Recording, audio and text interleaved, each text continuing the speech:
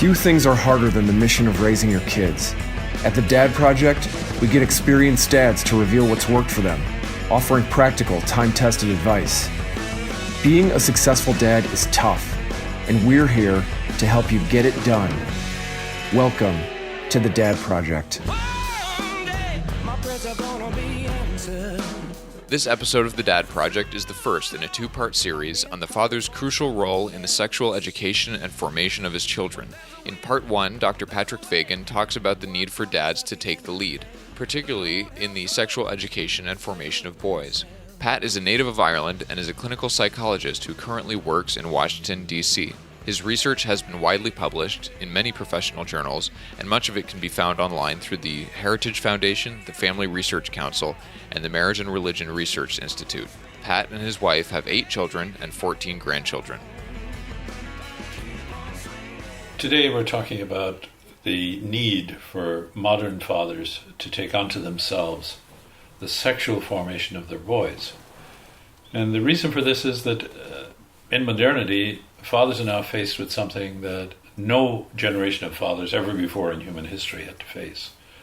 Because the breakdown of our culture is motivated by a lot of things, really starting in the French Revolution and going on through Marx and others, and we don't need to get into that. You just know the culture around you and the things that are happening deliberately that undermine the normal sexual formation of boys.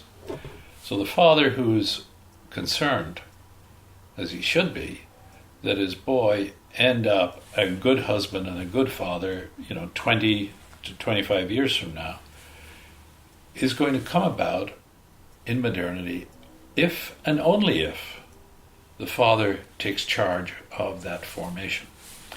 Never had to be done before in history because the culture is supported. Now, it's much easier for women to form their daughters than it is for men to form their sons. There's a bit of a distinction. Now, in the family, there's a great complementarity back and forth, but just think of it. Child becoming attached to the mother is much easier for the mother to achieve because biology helps her. She carries the baby inside her for 9 months, getting to know it intimately. Then the whole experience of giving birth, as it were, the trauma and joy and the mixture of both of those, men can't conceive what that's like, but that bonds a mother, again, second, big bonding to the child, and then third, the breastfeeding for X number of months. You put all those three things together, the child is massively bonded to the mother just through nature. The father, on the other hand, to bond himself to his children, has to make an active will. It's a choice. It's an attitude. Good father will make that choice easily, but it is a choice. And there is a difference between the two.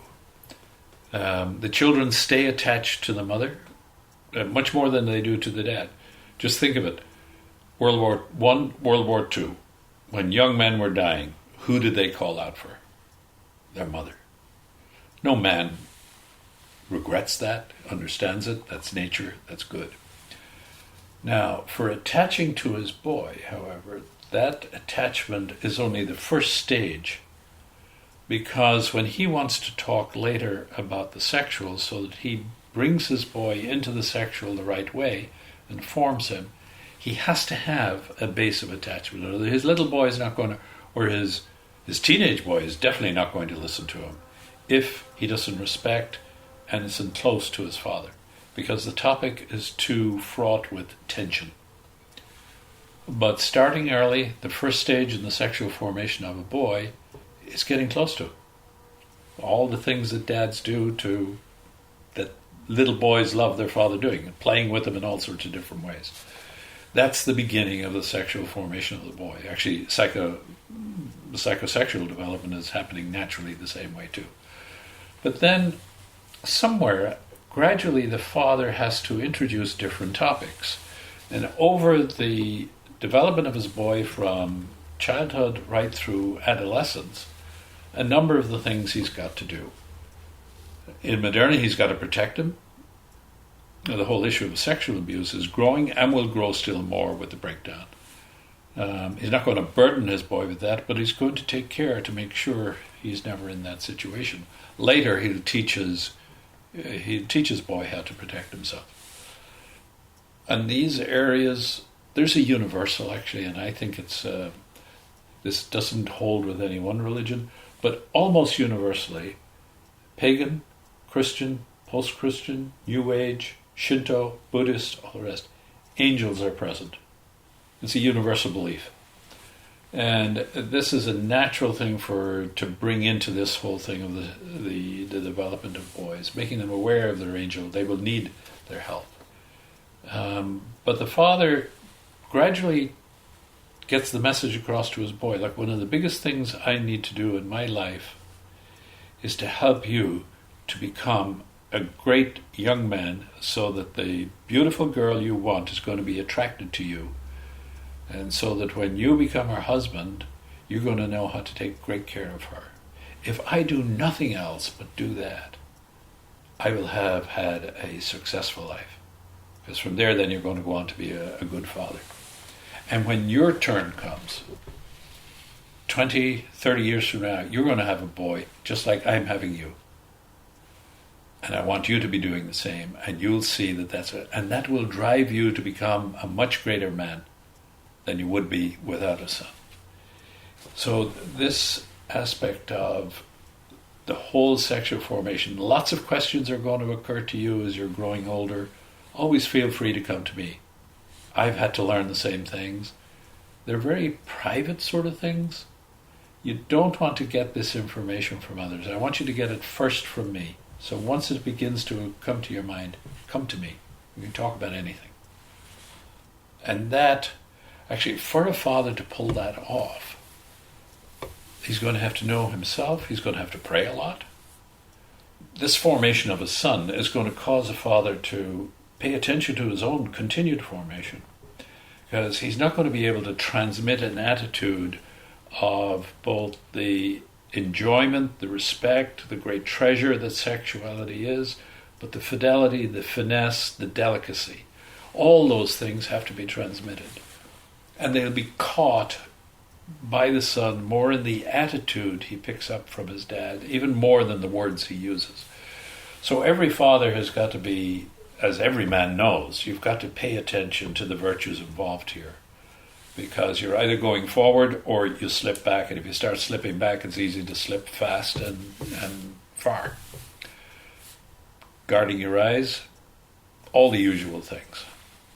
And you pass these on to your son, and imagine the effect on a boy if his father tells him, without revealing too much, but enough, so that the boy knows, look, the sexual struggles I'm having, my dad has the same. And here's how he handles it. And he's taught me how to do it. Most boys in history have never gotten that. Modern fathers are going to have to do this because the culture no longer does it for them. For generations, fathers never had to get into this. It's always a high-tension area for fathers to get into with their boys. The first talk about the sexual, probably the father is more uptight than the boy is. It's a typical experience. But from here on, it'll have to be done, because what's out there in the air is going to malform your boy, and he's not, if he goes with those things, he won't be a good husband, and in turn he'll have bad effects on his children. So these are the big demands on the modern father, but it's a great demand, actually. I think it's going to have a tremendous effect on modern men, that this duty, this onus, this responsibility that prior generations of fathers didn't have to carry is going to have an effect on the man, that actually they'll grow in manhood. Having your boy and needing to grow him is going to pull you as a father to a higher level of virtue so that you're able to pass it on to your son. So that's the task that modern men have. How to go about it? Find other dads who have to do the same thing, get together over coffee, prop each other up, bat the questions around, draw on each other's wisdom, and gradually pull more men into it, because on this one we could all do with each other's help. Hey, thanks for listening to The Dad Project. If this talk was valuable to you, please go to our website at dadproject.net and make a voluntary one-time or recurring donation to help support our operations. Any amount helps. Catch you next time at The Dad Project.